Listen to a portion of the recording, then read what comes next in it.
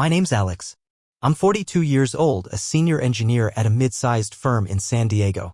For the last 12 years, I've been married to Julia, a college professor, well-read and well-spoken, the type of woman who fills up a room even when she's silent.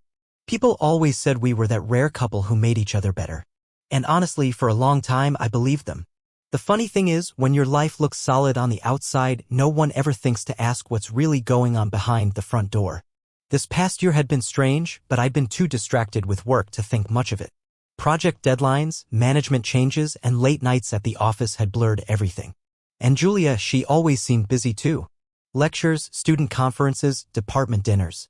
We'd both settled into the rhythm of two professionals who touched base out of habit, not hunger. Still, I tried to make the most of our anniversary. I took the day off, cleaned the apartment from top to bottom, drove across town to get her favorite lemon raspberry cake from that tiny French bakery near her old campus. I even polished the silverware, the real stuff we never used except for holidays or special moments. I wanted the evening to feel like a reset, like maybe we could remember who we were before we became whatever this was. Julia came home around 6. I was lighting the candles on the dinner table when I heard the front door click. I turned and saw her standing there, holding her bag like she wasn't sure she should even be here. She wore a pale blue dress I didn't recognize. It was elegant, not flashy, not casual, the kind of dress you wear when you want to be noticed.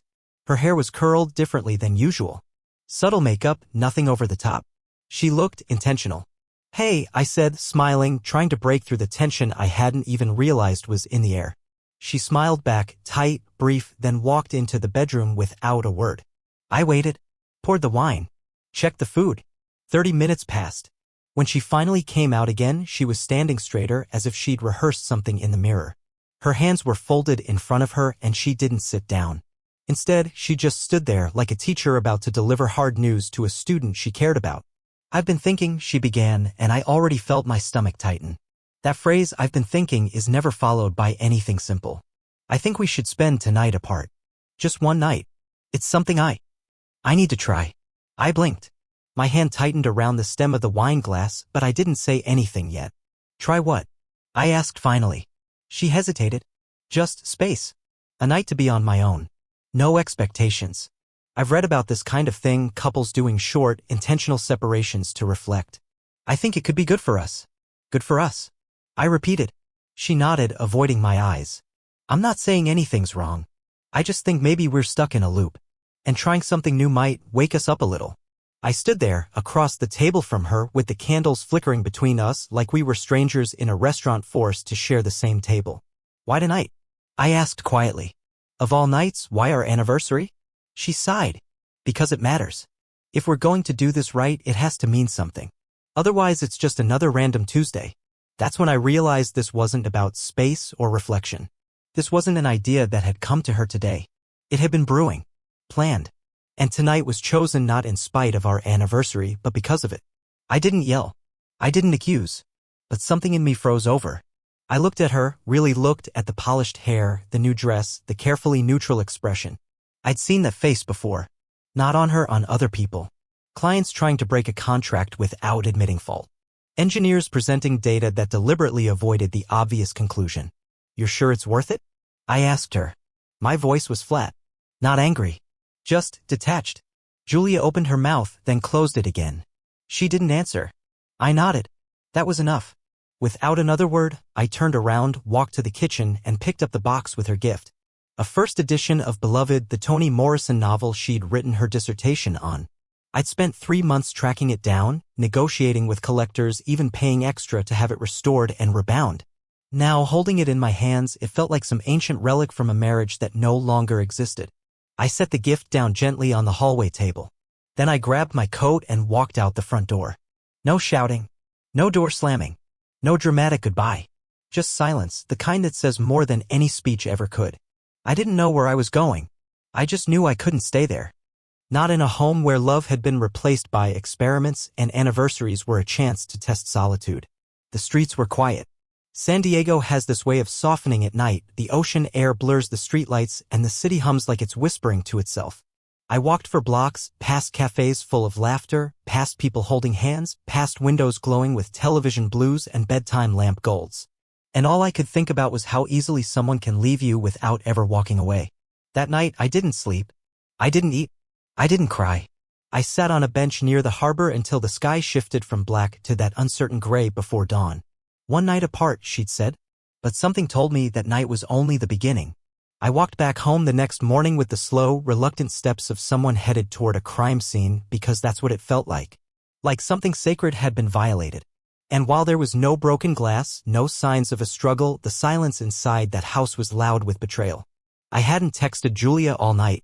She hadn't texted me either. No, where are you, or are you okay? Just radio silence, as if we were strangers who happened to share a mortgage. But as I stepped into the living room, everything looked painfully normal, keys in the bowl, shoes lined up neatly by the door, the scent of the lemon raspberry cake still lingering faintly in the air like a cruel joke. Julia wasn't home. The candles from the night before had burned out. Her plate was untouched. She had left too then. Maybe even before I did. I showered, changed into fresh clothes, and sat on the couch, staring at the wall. My mind drifted, but not randomly. It followed a thread. A long, subtle, ugly thread I had been pretending not to see for months. Looking back, it wasn't one big moment that made everything collapse. It was a slow leak, and I'd been patching it with excuses.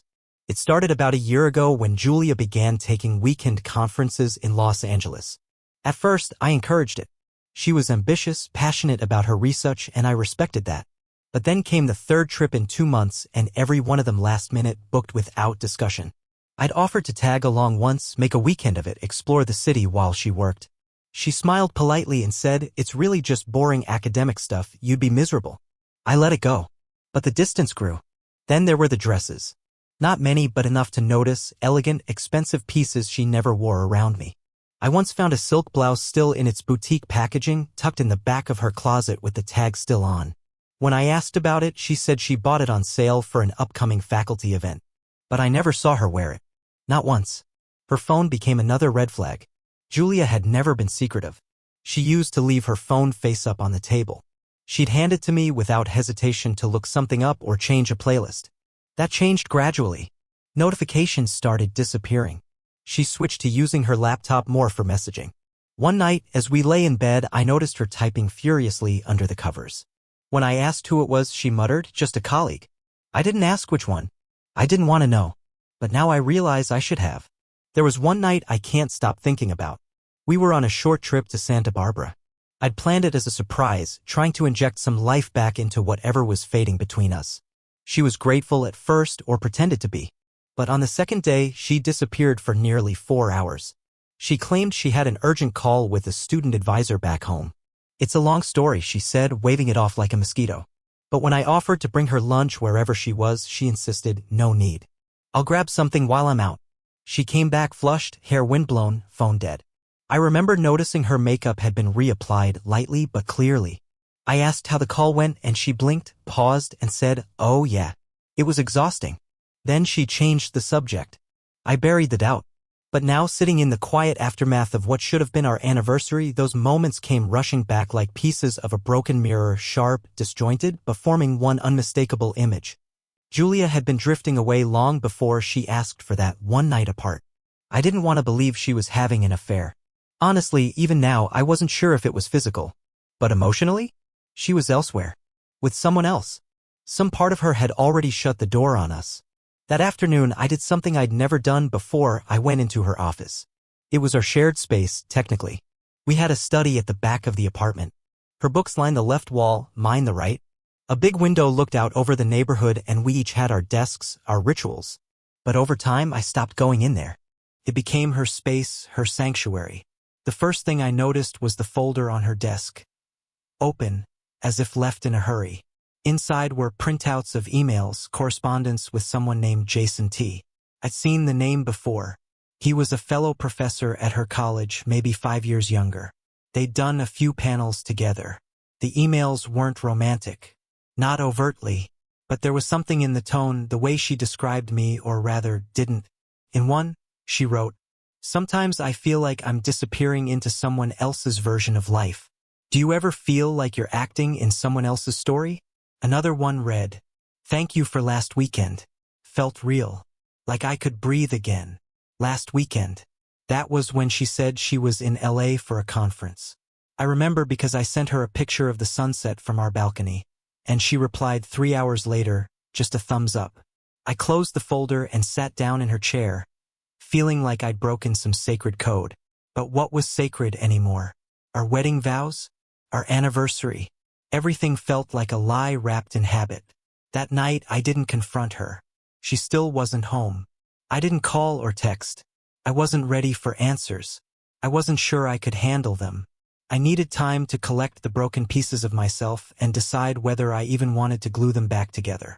Instead, I poured a drink, turned off my phone, and sat on the balcony until the sky turned black again. This time, the silence wasn't peaceful. It was full of questions that had answers I was too afraid to hear. But deep down, I already knew. You don't ask for one night apart unless you've already had 1,000 moments with someone else. I didn't go back to the apartment that night.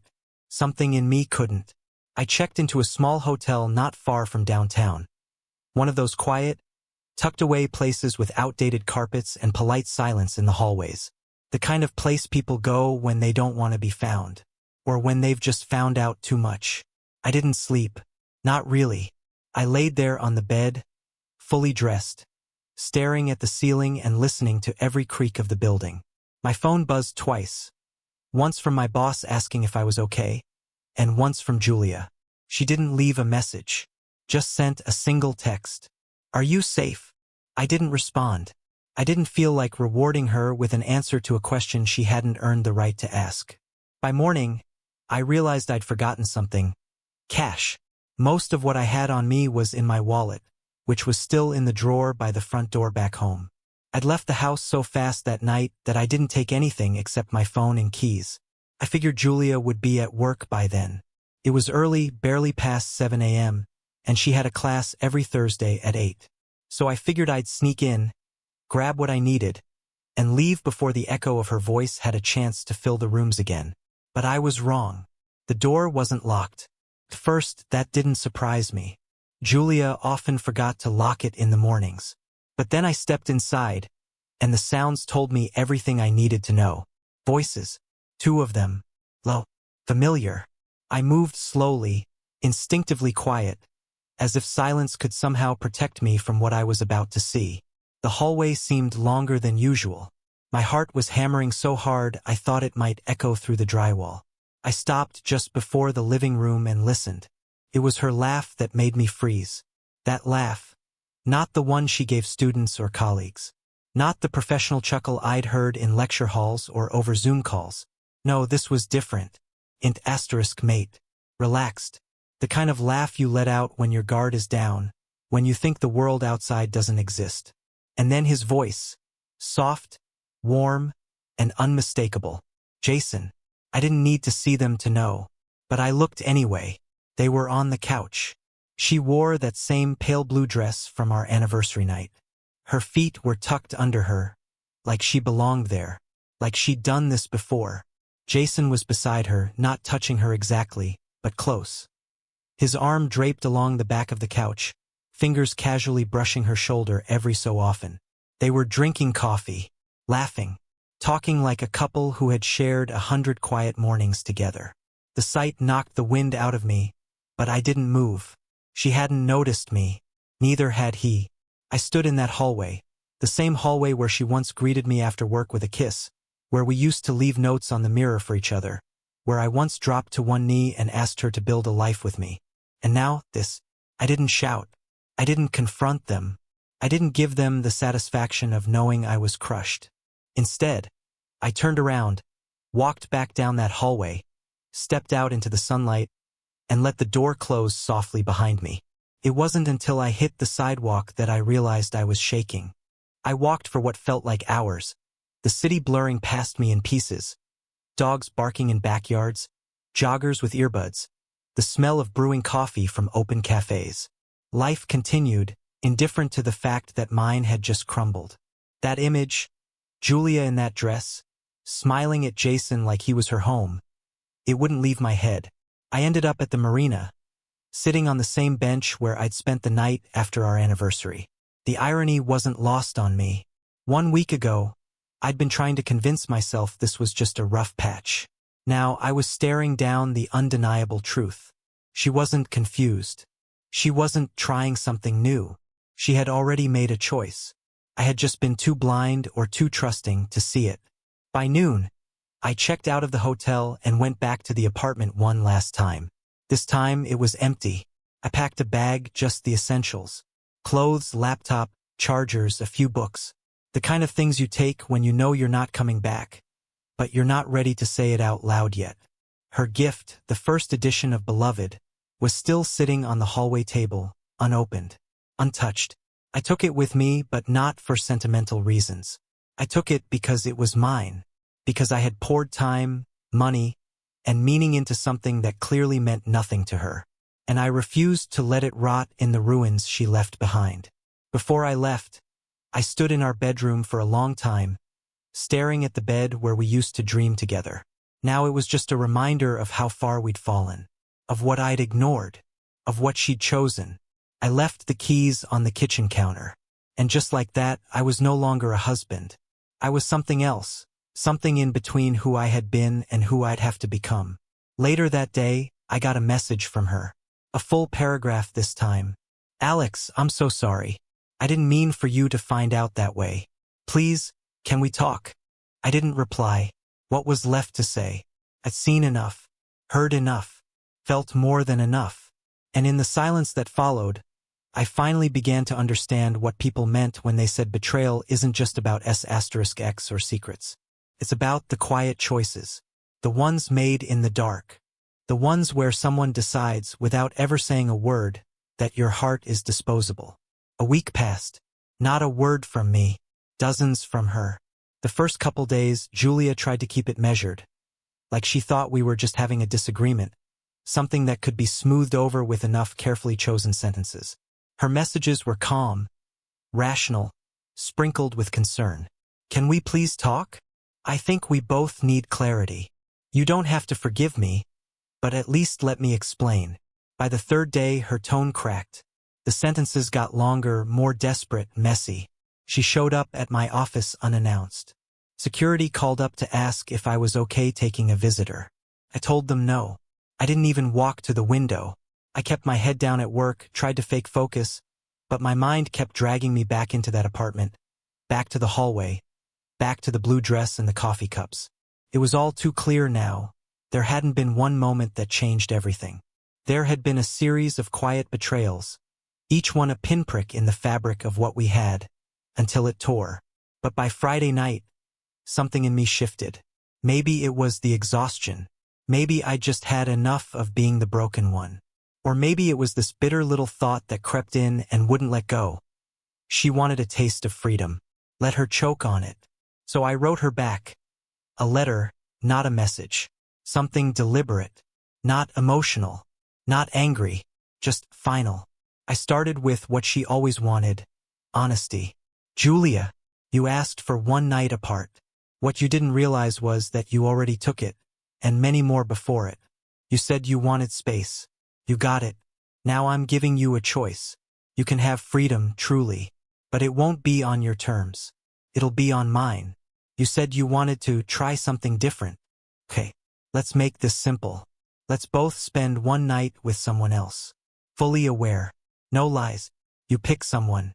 I'll pick someone. No secrets. No guilt. No pretending. After that, we decide what's left. If anything, you say you want clarity. That's what clarity looks like. Truth under fluorescent lights. Not in the dark. But just know this, if you back out, it won't be a pause. It'll be goodbye. Permanently. You wanted new? Let's find out what new actually feels like. Alex. I sent the letter through the old mailbox by the marina. The same one I used to drop her love notes into years ago. Back when we still did that kind of thing. The response came the next day, not in words, but in her face. She showed up at the door of the temporary place I was renting. Red-eyed, out of breath, mascara smudged. No performance this time. No posture. "Don't do this," she said. "Please, Alex. You're not like this." And maybe she was right. Maybe I wasn't like this. But then again, I hadn't been the one to start any of this. I hadn't played dress-up for someone else. I hadn't turned our anniversary into an audition for a new life. I'd been steady, loyal, blind maybe, but solid. And now I was done being steady for someone who'd already stepped off the ship. I'm just giving you what you asked for, I said. A night apart. Except this time, we both know what it really means. She tried to smile like she thought maybe charm would save her. It didn't. I didn't mean it like that, she said. I didn't think you'd go through with it. I nodded. That's exactly the problem. She sat on the edge of my bed and started crying, the way people cry when they realize they're no longer holding the script. I made a mistake, she whispered. Which one? I asked. There were so many. For a long time, she didn't say anything. Just sat there with her face in her hands like she could bury the past inside her palms. But it was already out. Laid bare. There was no going back to polite arguments and empty apologies. After a while, she stood up, wiped her eyes, and said, I can't do what you're asking. And I just looked at her. That's fine, I said. But understand this, you don't get to choose anymore. You made your choices. I'm just responding. She left quietly. No slam, no scream. Just the soft click of the door. And something in that sound felt like the cleanest break we'd had in years. I didn't go out that night. Didn't line up some date or try to force something that wasn't real. It wasn't about revenge or replacing her. It was about reclaiming something I didn't even realize I'd lost. Self-respect. The next morning, I took a walk along the cliffs, watching the ocean crash into itself like it couldn't decide which way to turn. It felt fitting. Because that's what we were, two waves that used to move in rhythm but had started crashing against each other without even realizing it. By Sunday, Julia sent another message. I've been crying all day. I don't want to lose you. Can we please just go back? But there was no back. That's the thing about betrayal. Once it arrives, it doesn't just knock on the door. It changes the locks behind it. I wasn't bitter anymore. I wasn't even angry. I was just done. Done being the man she thought would never walk away. Done being the backup plan. Done being the one holding the weight while she wandered off to see if someone else made her feel more alive. The truth was, I didn't need her permission anymore. She broke something. And for the first time in years, I wasn't the one who felt broken. If there's one thing I've learned through all of this, it's that people rarely regret the betrayal, they regret the consequences. After I delivered the ultimatum, after I stood firm and didn't crack, Julia's entire tone shifted. The composed academic turned frantic. The woman who once calculated every move down to the second was now spinning in circles, trying to rewind a life she had fast-forwarded without me. She called 3 times that Monday. Then again on Tuesday. Left voicemails that started calm, then cracked. On Wednesday, she came by my building with a box of my things I hadn't even asked for.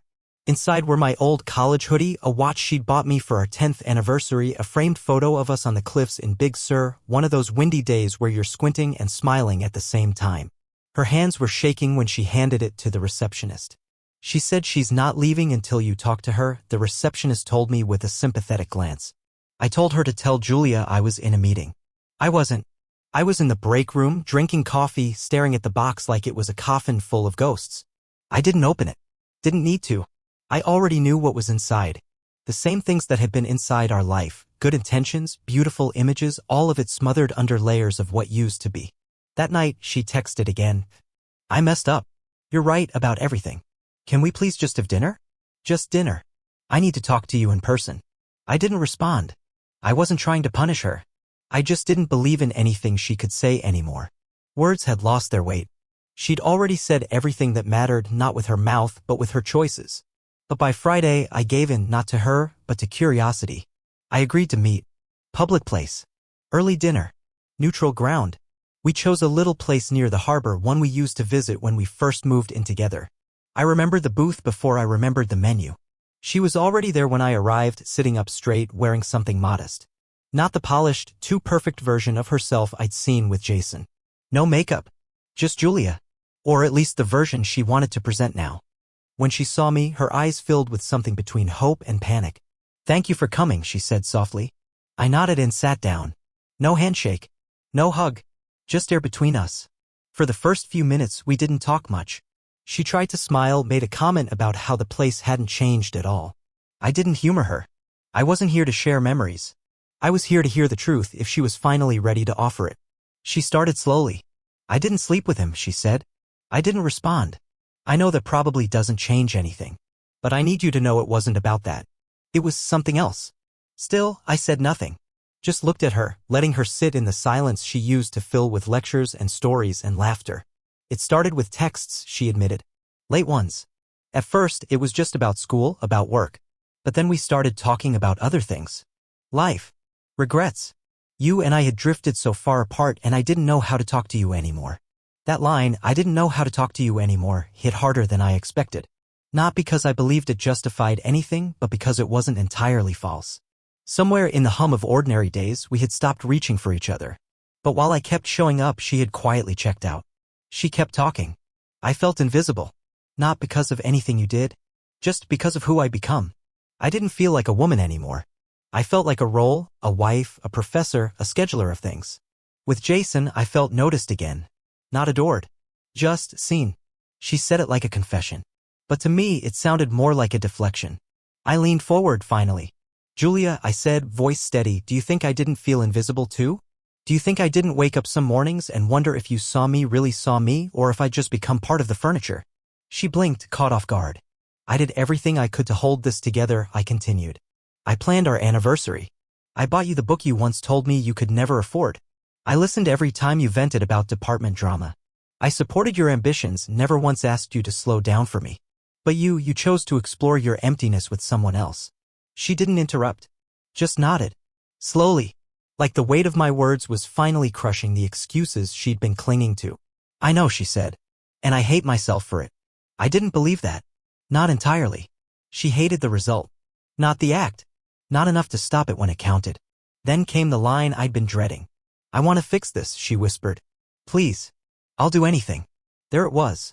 The lifeline tossed into the storm she started. But I wasn't drowning anymore. You can't fix what you shattered, I said quietly. You can only rebuild. And rebuilding means starting from nothing, not dragging broken pieces around hoping they'll hold.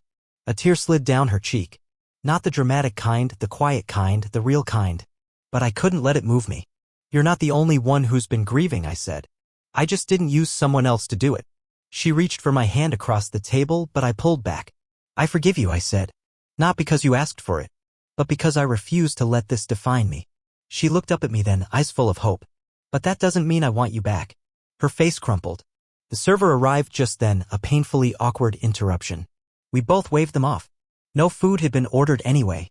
Just water and pain served cold. I stood up slowly and grabbed my coat. Take care of yourself, Julia. She opened her mouth to say something, but nothing came out. I walked out of that restaurant feeling both empty and full. Empty because this was truly the end. Full because, for the first time in a long time, I was choosing myself. No more waiting. No more wondering. No more reaching for someone who only looked back once they realized what they'd lost. I didn't hear from Julia for several days after the dinner. No texts, no missed calls, no tearful pop-ins at work. Just quiet. And for a moment I almost missed the noise, not because I wanted her back, but because silence leaves you alone with yourself. That's when reflection begins, whether you're ready or not. One evening, about a week later, I came home to find her waiting outside my apartment building. She looked thinner, worn down, the kind of tired that sleep can't fix. I nearly walked past her, but something in her eyes stopped me. I just want 5 minutes, she said. I let her in. Inside, she sat across from me like she was stepping into a confession booth. I never wanted another man, she began. I needed something to remind me I still mattered. She explained that the connection with Jason hadn't been about love or attraction, it was about significance. Feeling seen. Feeling like she could still be someone outside the labels of wife and professor. Being with you, she said, was always safe. And somehow I confused safety with stagnation. It hit me then, her betrayal wasn't just about me. It was about herself.